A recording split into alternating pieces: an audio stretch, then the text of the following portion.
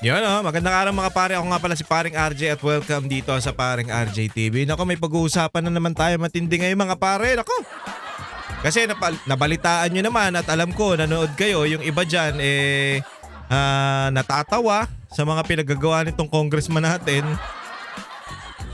Alam nyo ang pinaka bakit nga ba hindi dumating si VP Sara o hindi sumipot si VP Sara sa impeachment trial dyan sa Congress? Alam nyo yung malaking dahilan kung bakit? Mamaya sasabihin ko. Mamaya mga pare, sasabihin ko sa inyo. Pero bago tayo mag-umpisa mga pare, please subscribe to my channel at huwag kakalimutan mag-share at mag-likes ng ating mga video kung nagugustuhan nyo, ha? Okay. Maraming salamat sa mga sumusuporta sa atin. Ay, palakpakan, di ba? Kamusta ang araw nyo mga pare at kamusta ang gas sa inyo? Kasi dito umaabot na ng 1:30. Ang diesel po yan mga pare. Kaya yung mga naka-SUV dyan, yung mga naka-diesel dyan, putya, walang pakinabang talaga yung yung sasakyan natin ngayon. At marami ang mataas ang demand ngayon mga pare ng e-bike o yung mga electric vehicle. So talagang siguro mabenta sila ngayon. Pero ang problema dyan mga pare, dahil wala na din tayong crudo o wala na yung magsusupply sa atin ng kuryente, kasi ayan daw ang ginagamit para makapag-produce tayo ng kuryente, langis pa rin eh. So kung wala yan, paano tayo makakapag-charge ng mga e-bike natin? Naku po. Kaya ito hindi to basta-basta problema lang na madaling solusyonan o maliit na problema lang. Kung sinolusyonan ng maaga ng presidente natin, baka medyo kahit papano yung pamumuhay natin o yung mga kababayan natin ngayon medyo may kaginhawaan pa. Pero ngayon, papaasahin pa mga pare sa mga ayu-ayuda, walang hiya. Opo. Kaya nga walang asahan talaga dito sa presidente natin. Hayop na yan. Kailan ka pa ba ewan ko kung kasi kung hindi mo na kaya sir, ito lang Bongbong Marcos, Mr. President Marcos. Kung hindi mo na kaya, ipaubaya mo na dun sa may sa may alam, wag sa'yo. Hayop na yan. Ang hirap ng buhay ngayon mga pare. Umaaray na talaga. Alam mo, biruin mo yung traffic sa EDSA talagang nasolusyonan eh. Nasolusyonan dahil sa taas ng gasolina wala nang bumibiyahe. Tapos hindi pa yan ang malupit mga pare. Pati yung mga commuters na apektuhan. Bakit? Kukunti na lang kasi yung mga sasakyan na bumibiyahe para sa mga yung mga public utility vehicle, yung mga PUV, konti na lang ang bumibiyahe dahil sa taas ng crudo natin, sa taas ng gasolina. Nako. Syempre, ikaw ba naman magbiyahe, umikot-ikot ka sa kalsada tas wala kang kikitain, bibiyahe ka pa ba? Anyway mga pare, bago tayo mag-umpisa, please subscribe to my channel at huwag kakalimutan mag-share at mag-likes ng ating mga videos. Nandiyan na po yan Paring RJ sa Facebook, Paring RJ TV dito sa YouTube at Paring RJ Banateros sa TikTok. Kaya Seminay, Vox Populi at Banateros. Yan pakilang po. Okay po ba? Okay. Pero bago natin pag-usapan niyang kay VP Sara, ito muna pag-usapan natin mga pare. Ito kilala niyo ba to? Ito kasi, ito yung pinakabalimbing na politiko sa buong mundo. Sige, sa Pilipinas na lang para hindi tayo para kahit papaano maging makatotohanan man lang muna. Kasi putya, bawat palit ng administrasyon ng gobyerno, putya palipat-lipat to para to paru-paro. Ang lupit nito hindi lang isa yan, magkapatid. Yung iba dyan, alam na kung sino to ha. Putya, alam nyo, nasisira yung yung reputasyon ng Cavite dahil dito sa dalawang magkapatid na to. Kasi di ba pag sinabing Cavite, pag sinabing Caviteño, talagang matapang, may paninindigan yan, di ba? Siga, astig. Kumbaga, masasabi natin pag sinabing Caviteño. Putya, dahil dito sa dalawang to, nagmumukhang pangit na ang Cavite, walang hiya. Nagmumukhang ano na, nagiging marumi na o masama na yung tingin ng mga tao sa Cavite. Ay, hayop. Oh, eto, sino ba yan pare? Ayan oh. Yang magkapatid na Rimulya. Alam mo yung ano eto yung anak kasi nito ni ito di Boying, siyang si Abing Rimulya, nasa ano yan, nasa yan ang gobernador ngayon ng Cavite. Putyan, sinama nitong tito niya sa pag ano, yung sa droga. Alam niyo yung reaction dun sa post na yon nung Abeng? Putyang ina, puro tawa. Ibig sabihin, pinagtatawanan na tong mga Rimulya talaga dyan sa Cavite. Alam nyo mga pare, kasi hindi maiwasan eh. Kasi unang-una dito, tignan mo. Ayan ano yan, Binay ang magkapatid na yan nung una. Binay yan mga pare. Naalala nyo yung panahon, kasi putok na putok yan si Binay eh. Alam natin na si Binay na dapat ang susunod na presidente, lalong-lalo na.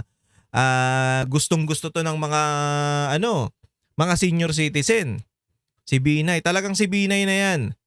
Ngayon, syempre, itong dalawang sip-sip na to, dalawang balimbing na to, magkapatid, pumuporma na, Binay talaga sila, Binay. Putya, biglang dumating si Pangulong Duterte. Itchapwera na si Binay. Ano na nangyari? Ayan na, lumipat na yung dalawang bugok, dalawang Rimulyang balimbing paro-paro dito kay Pangulong Duterte.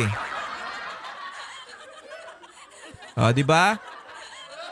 Biglang lipat na mga pare nung alam na nila yung kalagit na o yung malapit na yung eleksyon, nakikita nang bumabagsak na to si Binay, ay putya, biglang lumipat. Ay, sabi pa naman, maiintindihan naman ni Vice President Binay yan kasi alam naman yan hayop, 'di ba? Puta, syempre may tampo rin yung tao na yun.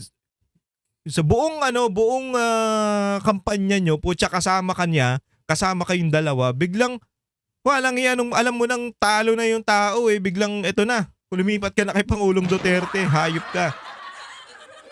Di ba? Nakita nyo na kung gaano kagaspang tong magkapatid na to. Tapos, eto tignan nyo sumama yan kay Pangulong Duterte. Ngayon, dahil sa nilaglag niya, ba't ang dumi ng daliri ko? Hindi, ayan lang may kulay green. Dahil nalaman ni Binay na lumipat na nga itong dalawa nito, putyang ina, nagtampo syempre. Kahit sino ba naman, putya, kasama kita ng buong kampanya, bigla kang lilipat kay Duterte dahil alam mong alanganin na ako. Ayan. So lumipat siya dito sa mga Duterte. Akala natin okay itong magkapatid na to dahil kahit papaano naman, magaling naman to si John Vic mag-announce ng walang pasok sa Cavite. 'Di ba? Diyan nakilala yan sa pag-a-announce na walang pasok, walang iya. Hindi ka nakilala bilang magaling na politiko na nakatulong ka sa mga Pilipino, nakatulong ka sa kababayan mo. Putya, nakilala ka dahil sa galing mo mag-announce na walang pasok, walang hiya. Di ba yung mga estudyante noon, Gob, wala ka pa bang announcement? Mag-announce yan, wala po tayong pasok ngayon. Yes! Putya, dyan siya nakilala. Ngayon, syempre, napalitan na si Pangulong Duterte at Administrasyong Marcos na, ayan na, putyang ina, at lipat na naman sila. Anong ginawa nitong dalawan to nung after nung kay Duterte, nung nakalipat na sila kay Bongbong Marcos? Pinagtulungan nila at pinagtulungan nilang ipadala si Pangulong Duterte dyan sa daig. At hindi lang yun mga pare. Pati ang lahat ng nangyayari, ito lalo na to si Boying, lahat ng nangyayari nakabulastugan, tinuturo yung war on drugs. Pati yung mga nawawalang sabongero, bandang huli, war on drugs pa ang may problema. Kaya nga napakagago, di ba? Tapos sasabihin ni John Vic na mas maganda yung panahon ngayon kaysa sa mga nagdaang panahon. Ulul. Kupal. Tangina, maglakad ka ngayon ng madaling araw, alanganin ka talaga Hindi lang madaling araw, maglakad ka ngayon ng mga alas 10. Putyang ina, ewan ko na lang. Hindi kakaba-kaba yung dibdib mo eh. Nung panahon na yun, putya, alam ko yan kasi tumutugtog ako niyan mga pare, alam ko yan. Kahit umuwi kasi pag banda mga pare, umuwi yan ng ano. Alam nyo ba delikadong ang mga banda pag kasi hindi naman biro yung mga instrument eh, hindi naman mura yan eh. Minsan nagkakahalaga yung mga instrument niya 100k, 20,000, yung mga hold upper alam na rin kung magkano yung mga yan eh. So hold upin ka, maraming na-hold up na ganyan. At anong panahon na si Pangulong Duterte ang nakaupo, walang problema kahit anong oras, kahit lasing kami umuwi. Siyempre, banda ka eh, inom ka, di ba? Kahit lasing kami umuwi nung panahon na yon, hindi kami natatakot. Bakit? Takot yung mga demonyo kay Pangulong Duterte eh. Puta, malaman lang na gumawa ng ano eh, ayariin ka talaga. Tsaka yung mga pulis nun, aktibo. Puta, taasan ba naman yung sahod yun, tapos papetiks-petiks sa'yo, tanggal talaga kayo. Yan yun, panahon na yan. Putsang ina, eto na ngayon yung mga Remulla na to. Kaya putya, huwag tayong magtitiwala dito. Malamang babaliktad din yan. Pustahan tayo. Putya, babaliktad yan. Ilalaglag din yan si Marcos. Pag kay Sara na, alam naman natin mga pare, wala namang ibang presidente na sa 2028. Si BP Sara na eh. Pag si BP Sara na presidente, putya, tignan nyo yung gagawin niyang dalawang yan. Ano na yan, medyo alanganin na yung galawan yan ngayon, medyo... siguro mga 1 year pa, putya, bigla na yung biglang babaliktad na yan. Ako po, alam na natin yung style nitong mga to. Kaya anak ng putya, huwag kayo magtitiwala dyan. Nabababoy yung pangalan ng Cavite dahil dito sa dalawang to. Kahit naman balimbing yung Tolentino di ba? Bumaliktad din Tolentino. Maayos naman ang lubak nga lang sa Tagaytay. Pero kahit papaano, maayos naman ang Tagaytay, di ba? Yung diyan sa Bacoor, di ba? Okay din naman kahit papaano. Yung diyan sa may kasi Bacoor yan eh. Mga Revilla yan eh. Diyan sa may Dasma, mga Barsaga, okay din naman, di ba? Kahit papaano, putya, etong dalawang na to, animal na to nagpapasira dyan sa Cavite. Alam nyo ba na yung away ng Revilla at Remulla dati talagang malalayan. Ngayon para hindi kasi mga sakim din tong dalawang to eh. Kita naman natin ngayon, di ba? Gumawa ng isa pang distrikto para lang sa kanila dahil nga hindi naman sila manalo-lalo sa Revilla. Kaya yun ang ginawa, ayun ang ginawang solusyon para matigil na yung away. Biruin mo, tinulungan sila ng Revilla, kinaibigan sila ng Revilla, putya bandang huli, tinrabaho pa si Senator Bong. Siguro kung walang Remulla dyan sa Cavite, maayos na yan eh. Hayop eh. Tingnan. Tanong ko dyan sa mga tropa natin sa Cavite, anong nagawa nitong dalawang to? May nagawa ba yan dyan? Pucha, parang wala. Parang wala Sa pakiramdam ko lang. Hayop na yan. Kaya wag kayo magtitiwala dyan sa dalawang yan, pucha, mga balimbing na hayop yan. Hayop talaga yan. Tangina, pag alam na nilang alanganin yung kasama nila sa politika, bibitawan na, bahala ka na dyan, puchang ina. Kanya-kanya na muna tayo. Excuse me. Samantala, dito naman tayo sa mga pare, dito sa tabingi na to. Pagpasensyaan nyo na kung yung ulo nyo gaganon Kasi naman si BP Sara, talaga namang hindi niya sinusunod. Meron akong dala dito, Mary Grace Piatos, kasi tinatanong ng taong bayan. Ina mong bading ka, hayop ka. Sakit pasensya na dun sa tawa ko, napipindot ko lang Kaya magalit Okay. Pipilitin kong hindi masyado. Okay? Sige, play natin to. Pagpasensyaan nyo na mga pare, ngayon pala nang humihingi na ako ng pasensya dito sa mukha nito Well, hindi na tayo na-surprise. Kung may isang Ay constant talaga? dito sa behavior ng ating Vice President ngayon, si VP Sara Duterte, Ha? ito yung pag-iwas niya sa accountability, yung pagtakbo niya palayo Alam nyo, lagi doon sa mechanisms of accountability. alam nyo mga pare, nilaro sila dito ni ano eh. Nilaro sila dito ni BP Sara eh. Alam nyo kung bakit? Putyang ina kasi tignan mo yung pinost ko nung kanina. Diyan sa aking, pinost ko sa aking Facebook page. Yung tatlo sila. Si Joke nung Ipin, itong si Tabingi, tsaka si Junel Saba. Si Delima. Putya, nandun sila, magkakahilera sila oh. Tapos may daladalang Mary Grace Piatos. Ano yun? Papansin? Ang ina, okay ka lang? Kongresista kayo? Hindi po, tangina, ganito ba ugali ng isang kongresista? Ano yun, alam yun, nag-expose na papansin masyado, magdadala ka pa ng mga ganyan. Ano yun? Para saan? Putang ina. Nanlalaro ka ba? Hindi, kasi ano to eh, hindi to basta-bastang hindi to basta-bastang usapin. Kasi gusto nilang ipa-impeach, gusto nilang tanggalin ang halal ng taong bayan. 32 million ang bumoto kay BP Sara. 'Di ba? Pero gusto nilang tanggalin, bakit? Pamumulitika. Wala namang substance eh.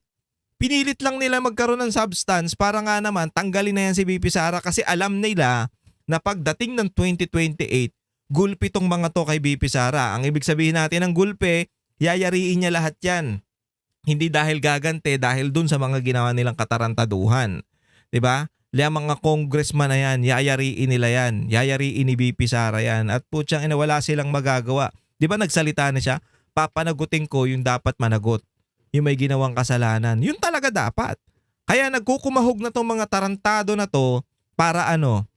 Para ano mga pare? Anong gagawin? Kasi nga gusto nilang matanggal si BP Sara kasi pag nanalo yun, tapos talaga sila. Kahit anong mangyari, tapos sila. Pinalaan na kayo ni Pangulong Duterte no, nagbiyay na yan ng salita. Sabi ni Pangulong Duterte, ni PRRD, mag-ingat kayo dyan sa anak ko, mas matindi yan sa akin. Maldita yan. Pucha, hindi kayo nakinig. Tinira nyo pa ng tinira, kinawawa nyo ng kinawawa. Akala nyo, kakabanat nyo kay BP Sara, bababa ang trust rating. Nagkamali kayo, mga hayop kayo. Nagkamali sila dun eh. Dali sila ng dali kay BP Sara, inatake nila ng inatake, below the belt, anong nangyari? Pucha, ang taas pa rin ng trust rating. Sinong bumagsak? Yung tangang presidente natin. 'Di ba? So doon pa lang, pucha, alanganin na kayo sa mga pinaggagawa nyo dyan kay BP Sara. Kaya nagkukumahog na tong mga to, mga pare, para mawala talaga si BP Sara sa landas nila. Kasi yan na ang katapusan nila. Lalo na to, gusto ko tong Accountability. Tingnan Pero nyo kung hindi niya pagsipot ngayong araw, isa tong betrayal, hindi lamang ng public trust, kundi mismo yung tiwala ng kanyang mga botante. Kasi inaasahan ng taong bayan na ito yung proseso para madinig yung kanyang side, para mapabulaanan niya yung aligasyon. Pero kung ay avail ang due process, ibig sabihin wala kaming kasi kami bumoto diyan kay Pipi Sara pero wala naman kaming reklamo sa kanya, 'di ba? Ano pinagsasabi mo? Yung mga sumusuporta kay BP Sara, walang problema sa pamamalakad niya dyan sa Alam namin na nagtatrabaho ang Vice President. Alam namin yung mga programa niya. Alam namin. Ha? Kahit hindi nyo binibigyan ng budget, kahit tinatrabaho ninyo, alam namin. Kaya po siya walang problema. Huwag nyo idama yun. Puro kay taong bayan eh. Pukin ang ina ninyo eh. Gamit na yan. Sawan-sawa na kaming mga Pilipino sa kakagamit nyo sa taong bayan. Hayop kayo. Taong bayan kayo ng taong bayan. Kayo lang ang may gusto niyan. Sa totoo lang, di ba? Sila lang naman ang may gusto niyan eh. talaga nagtatago siya mula sa accountability. Bakit? Mukhang may baon kayo ko. Yes, may baon tayo kasi matagal Ayan o, putang ina o. Papansin, di ba? Putang ina, congressman to. Hindi hindi gawain ng congressman niya magaganyan magpapapansin. Yung mga gawain nila ngayon, hindi gawain ng congress. Putang ina, maglingkod kayo dun sa nasasakupan nyo, mga hayop kayo. Kaya nga ang sinasabi natin mga pare, putya, ang problema natin ngayon, may oil crisis tayo na sinasabi naman ni Auntie Claire na bobo rin, wala daw. Meron tayong oil crisis. Pero ang inaatupag ng mga tarantadong to, yung impeachment ni VP Sara. Putang ina, congressman kayo, may mga distrito kayo na nasasakupan. Bakit hindi yun muna ang atupagin nyo kaysa atupagin nyo yung Vice President?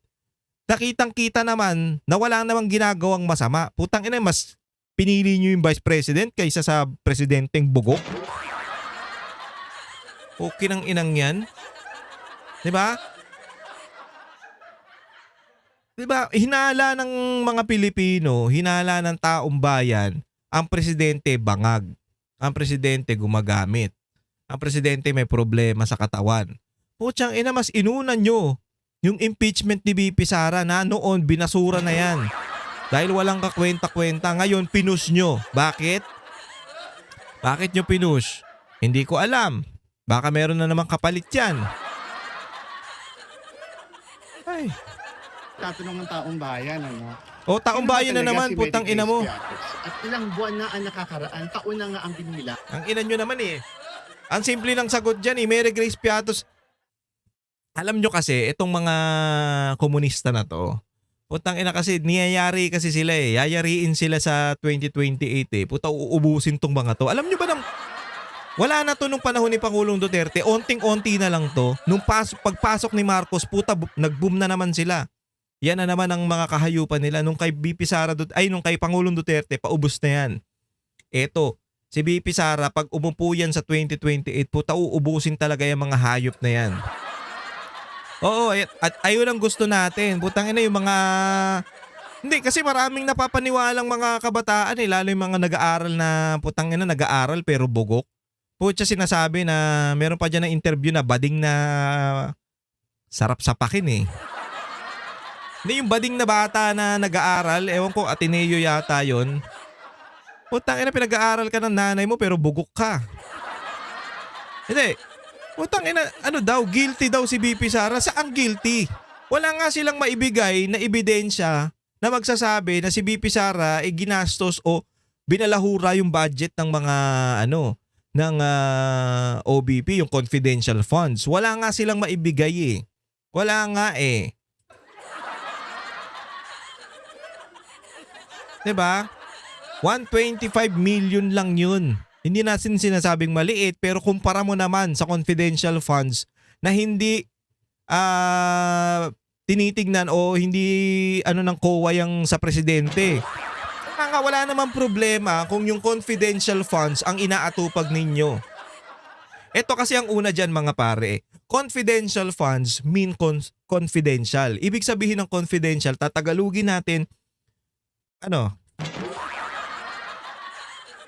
bawal malaman. Ha? Ibig sabihin sekreto, tago. Ang inang bobo. Diba? Confidential means confidential. Bawal niyong halungkatin. Pero kayo, hinahalungkat nyo. Sabi pa nung paring adik, confidential is public funds din. Gago puta. Hindi, kaya nga ang gusto natin, kung tinitira nyo o inaatupag nyo yung confidential funds ni VP Sara, bakit hindi lahat? Hindi lang naman si VP Sarang may confidential funds At hindi lang yun mga pare. Mas malalaki pa yung confidential funds ng ibang ahensya ng gobyerno kaysa kay VP Sara. Magugulat kayo, check nyo. Tapos, pinag-iinitan tong babae na to. Itong ali na to, si VP Sara. Nitong mga hayop na to. Bakit? Kasi nga, alam nilang mananalo na yan sa 2028 at wala na silang magagawa doon. Ito na lang ang pag-asa nila. Hanggang ngayon, hindi pa rin sinasagot ng Vice President at umiiwas pa rin siya sa katotohanan na hinahanap ng taong bayan. Taong bayan na naman? So, her refusal today to attend is actually a refusal to let the public know of the truth. May utang na katotohanan ang Vice President sa ating mga kababayan at ito yung simbolo, si Mary Grace Piatos.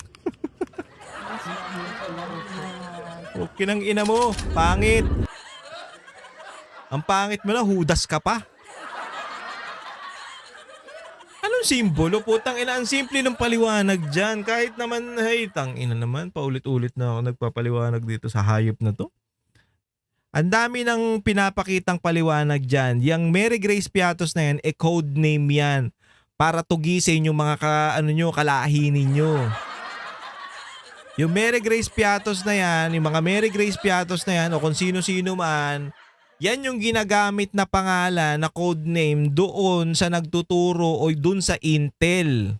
Ha? Alangan namang kasi kaya nanggigigil din yan mga pare na sabihin kung sino yan si Mary Grace Piatos. Kasi dadalihin nila yung ali na yun eh. Yung nagturo eh. Dadalihin nila yung mga nagturo doon sa sa mga kasamahan nila. Dadalihin nila yon, yayariin nila yon. Kaya gusto nilang malaman din yan. Yan din ang dahilan yan. Kaya gigil na gigil sila dyan kay Mary Grace Piatos.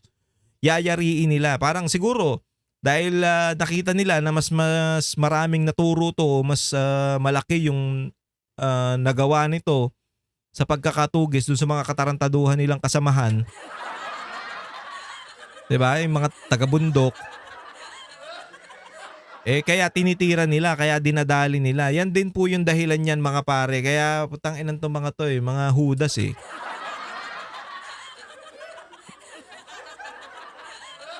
Tayo na kahit gaano okay sa akin kahit napakaraming Mary Grace Piatos niyan. Ha? Kahit Nova pa yan. Mary Grace Nova. Kahit ano pa yan, kahit napakarami yan, kung mauubos naman yung mga NPA sa bundok, yung mga animal, okay lang. Tangina, simpleng paliwanag, di nyo magets eh. Confidential funds, inaano nyo, binubuklat nyo. Yung Intel na codename, gusto nyo ring malaman. Ano ba? Gago ang puta. Ganyan kagago yung Congress. Ito pa isang balita. No-show si Vice President Sara Duterte sa pagsisimula ng pagdinig ng Kamara sa mga impeachment complaint laban sa kanya. Kabilang sa mga tinalakay ang pagpapasabina ng mga dokumento gaya ng SALN at bank records ng BICE. Mula sa Batasang Pambansa, may express report. Sa linya po ng telepono si Marian Enriquez. Marian, ano pa ba ang mga napag-usapan? Pero alam nyo pa, mga pare, nilaro sila dito talaga ni BP Sara. Bakit? Putang ina, ready na yung mga ulupong eh. Ready sila eh. Hindi nila alam, putyang ina, itong ali na to, mas matalino pa to sa kanila.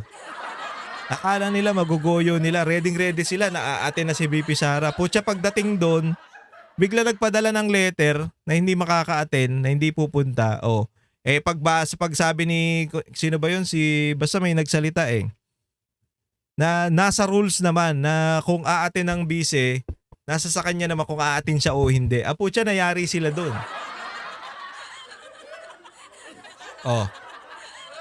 Tangina kasi masyado kayong kupal. Yun lang yun. Kaya nayari sila dito. At isa pa mga pare, ito sasabihin ko sa inyo kung bakit kung bakit hindi umatin si BP Sara. Meron akong dalawang dahilan. Unang-una, katabi niya si Abante tsaka si Dilima. Magkabila yun eh. So siguro ayaw niya makatabi yung mga demonyo. Puta, magkabila ang demonyo eh. Diba? Yung isa pastor na na demonyo. Na nakadila. Tapos yung isa naman si Junel, saba, mahilig sa saba. Malamang ayaw niya. Ayun ang unang dahilan kaya hindi siya pumunta. Katabi niya yung dalawang demonyo. Pangalawa, kasi hindi pa nagbabayad tong si Luistro sa kanya. 'Di ba? May utang daw ito si Luistro, di umano. Putangina, isipin mo yun mga pare. Ikaw ba? Tangina, may utang sa iyo yung tao tapos didikdiking ka? Tangina mo, bayad ka munang hayop ka. Hindi, 'di ba? Kahit naman kahit naman, tangina, may utang ka sa akin eh. May utang ka sa akin eh. Tapos, lilitisin mo ko? Hayop ka?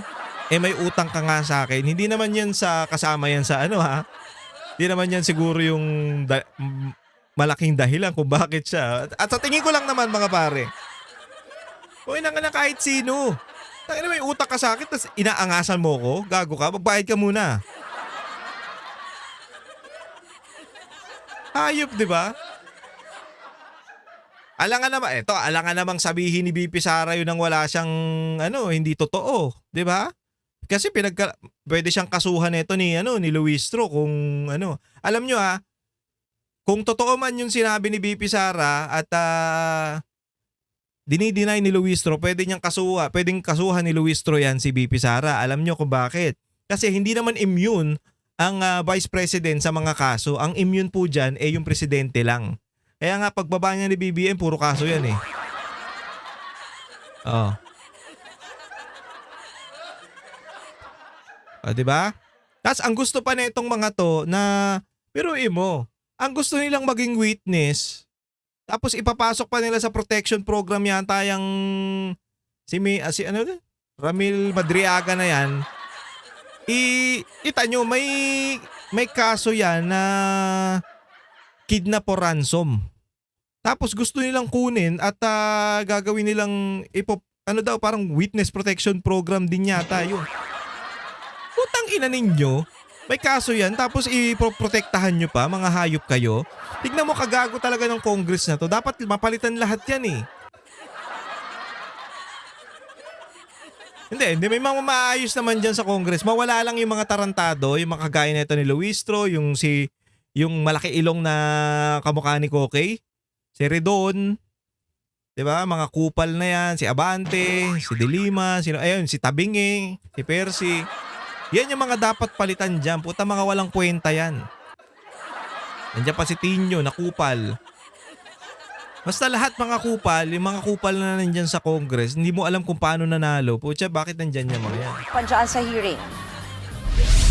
Yes, Ruth, pinasasabti na nga ng House Justice Committee yung mga dokumento at testigo na kakailanganin sa paggulo ng impeachment hearing laban kay Vice President Sara Duterte. Bukod sa umunay bagman ni VP Sara na si Ramil Madriaga at Attorney Gloria Cabora ng Commission on Audit, Intelligence and Confidential Funds Audit Office, pinatatawag din ng komite si Attorney Michael Powa bilang dating Chief of Staff at spokesperson ni VP Sara's Department of Education. Kasama si Powa sa listahan ngayon ng mga tatayong abogado kay VP Sara sa impeachment. Pinasasabti na rin ang mga dokumento sa Philippine Statistics Authority ng mga birth, marriage at death records ng mga pangalang binigyan ng confidential funds base sa mga acknowledgement receipts ng DepEd at OVP. Gayon din yung Statement of Assets, Liabilities and Net Worth o SALN noong nasa public service si VP Sara simula 2007 hanggang 2025. Pero pinagbotohan pa ito ng komite. Tumutol kasi si CDO Representative Rufus Rodriguez. Tinawag niya fishing expedition ang bahaging ito dahil hindi raw nakalatag ang ultimate facts. Yun naman talaga eh. Kasi hindi na, ang kaso nila inaano nila sa impeachment, mga pare, kasi inakusahan nila si VP Sara na kung paano daw ginastos, kung hindi daw ginastos sa tama, na 11 days lang daw yung confidential funds. Hindi naman sila makapagbigay ng ultimate facts. Ibig sabihin, wala silang maibigay na ebidensya na nagsasabi na talagang ito, yung Vice Presidente, ginamit yung confidential funds sa hindi tamang paggamit. Wala silang maiprovide na ganun. Ang gusto lang nila, fishing expedition. Tama yung Rodriguez na si Kong Rodriguez na yan. Sinasabi, putang ina, tatanungin nyo lang yung presidente, tapos magpi-fishing lang kayo. Tapos, yun na yung gagawin yung propaganda pag may masabi siyang kakaiba. Ganun lang kasimple. Ganyan niya yan. Putang ina niyan. Alam na natin yung style nitong mga to. Kaya putang ina nga, nakakatawa kayo dyan. Nagtabi pa yung tatlong ululu.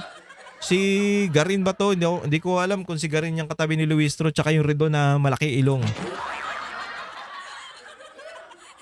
To si Redon, kupal na kupal eh, no?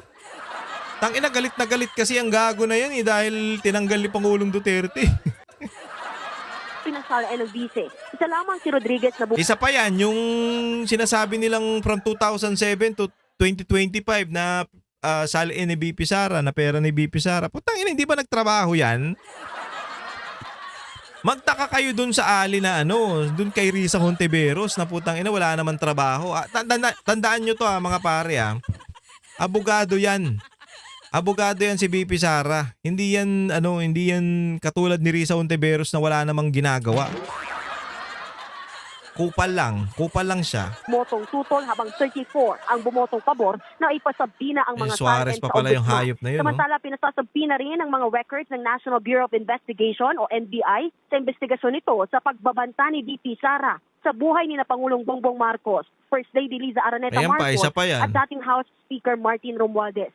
gusto rin ipakuha sa BIR ang income tax return ni VP Sara at asawa nitong si Attorney Man Scarpio. Gayun din yung mga dokumento gaya ng General Information Sheet at Annual Financial Statement ng mga business. Talagang hinahanapan ng butas, no? Hindi nyo pa napansin. Lahat ng pwede nilang gawin o ikasira ng ating Vice President, gagawin talaga nila. Putang ina, parang mga gago, no? Tang ina nyo, hindi kayo magtrabaho para sa mga Pilipino. Puta, kaya nga kayo nandyan. Kaya nga kayo congressman, mga kongresista. Para pagsilbihan nyo ang mga Pilipino, public servant nga kayo eh. Putang ina, anong ginagawa ninyo? Yung impeachment. Hindi kayo natigil dyan. Hayop kayo. Tang ina, lubog na yung Pilipinas sa kahirapan. Yan pa yung inaatupag. Sa bagay, putang ina kasi wala namang kayong pakialam sa mga Pilipino kasi ang importante lang sa inyo makatanggap. O, di ba? Tandaan niyo yung sinabi ng 18 Brave na meron daw nagbibigayan kada may Quadcom hearing dyan. Puta, baka meron din bigayan dito kaya galit na galit kayo. Gigil na gigil kayo. Tsaka nagtataka ako sa hayop na tabingin na si Percy na yan. Putang ina, paano naging congressman yan? Kinang inan to. Business establishments na may kaugnayan kay VP Sara para matukoy kung sasapat ba ang kita rito para magkamal ng umano'y unexplained wealth na aabot sa 88 million pesos nitong 2024. Bago ang lahat ng ito, pinag-usapan din ang sulat ng legal counsel ni VP Sara na Fortune Narvaza and Salazar Law. Giniit kasi ng kampo ng bise na walang jurisdiction ng House Justice Committee na magsagawa ng trial dahil anila palinaw daw sa saligang batas at House rules na Senado lamang ang maaaring magsagawa nito na unang inilantuda. Aray ko.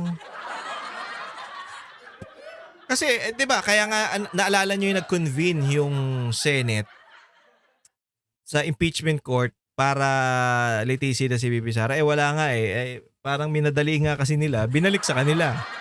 So ngayon, para dahil siguro hindi nila mahawakan yung Senate, hindi uubra yung mga kagagawa nila sa Senate kahit papaano naman.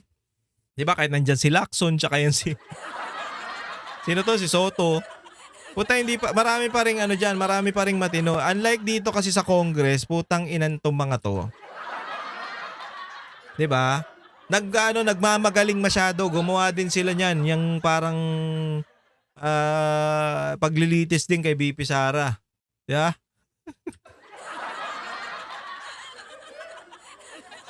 Ni Chairperson Jerby Luistro na tila isang mini trial ang Itong mangyayari kupal sa na to, komite. okay ng Pero inan to. paglilinaw niya, full-blown trial ay mangyayari sa Senado. Ngayong araw nga, tinawag ng komite na erroneous o mali ang laman ng sulat ng kampo ng bise. Malino na nakasaad kasi sa saligang batas at sa House Rules on Impeachment na may mandato ang komite na magsagawa ng hearing o pagdinig para itong preliminary investigation kung saan nga tutukuyin ng mga miyembro kung may probable cause para umusad sa trial o paglilitis sa Senado na tatayong impeachment court. Bruce, mag-aalas 2 nga ngayong hapon, sinuspend nga yung deliberation ng si komite Kupal, at babalik sila sa April 14 o matapos yung Holy Week para naman sa mismong pagdinig o hearing proper mga para demonyo. i-determine yung probable cause. Magpapadala raw muli ang komite ng sulat sa kampo ng VP Sara para imbitahan itong dumalo sa susunod na pagdinig. Yan muna ang latest. Dito sa Kamara, balik tayo, Ruth. Yan po ang Express Report ni Marian Enriquez. Naglabas naman ng pahayag si Vice President Sara Duterte matapos lumiban sa impeachment hearing sa Kamara. Ayon sa bise, mas pipiliin niyang ilaan ang kanyang oras sa pagtulong sa mga Pilipino sa gitna ng krisis sa bansa. Ginagamit lang daw ang impeachment para sa pamumulitika. Inuuna pa raw ito kesa sa kapakanan ng milyon-milyong Pilipinong naghihirap. Hindi, totoo naman mga pare, di ba? Pwede nyo namang, sige, meron pa ring impeachment, pero ipagpaliban nyo muna. Putang ina kasi mga patay gutom talaga kayo, madali kayo ng madali eh. Ang nangyayari sa Pilipinas ngayon, hindi basta-basta. Actually, hindi lang sa Pilipinas, kundi sa buong mundo. Meron tayong kinakaharap na oil crisis dahil sa gera dyan sa Iran. Putang ina, inuuna nyo yung mga bagay na pwede nyo namang gawin sa mga susunod na panahon. Diba? Meron tayong emergency na kailangan nating atupagin. May mas kailangan tayo na asikasuhin kaysa diyan sa impeachment. Pwede yan sa susunod, mga kupal. 'Di ba? Kaya ang sabi ni VP Sara, puta fishing expedition lang yan eh. Gusto nyo lang akong gawa ng propaganda eh. O inuuna nyo pa yan kaysa dun sa mga may pangunahing pangangailangan. Putang ina, manang-mana kayo sa amo nyo si Marcos. Hindi, unahin muna natin to. Kaya nga putang ina, nakakabuisit. Ang tagal i-suspindi ng, ewan ko, nasuspindi na ba? Yung tax. Para kahit papaano mabawasan yung problema ng mga Pilipino. Ang hirap na ngayon mga pare kung alam nyo lang. Sa mga mayayaman dyan, hindi nyo mararamdaman masyado. Hindi, pero may umaaray din na mayayaman eh. Meron din, mabigat na talaga ang nangyayari ngayon. Puta, kasalanan niyan ng nakaupong presidente kasi tanga. O tapos meron pang nangyayari ngayon mga pare, yung parang makikipagkasundo yata ang Pilipinas sa China. Hindi ko alam eh. Basta may nakita ko lang kanina, hindi ko pa na-review eh. So, pagdang huli, putang ina, yung inaaway yung bansa, makikipag kayo para magkaroon tayo ng langis, ng krudo, ng gasolina. O, putang ina, na kayo, pro-China na pala kayo. Ito, hindi ko ito inaano sa China. Ang kakapal kasi ng mukha nyo magsalita ng kung ano-ano. Puta, ngayong, ito na nga putang ina, ang kakapal ninyo, kala nyo naman kaya natin ng sarili lang natin. Ito na yung panahon na nakikita natin na wala tayong kakayahan. Putang ina, biglang tutulong tayo dun sa inaaway nyo dati. Ha?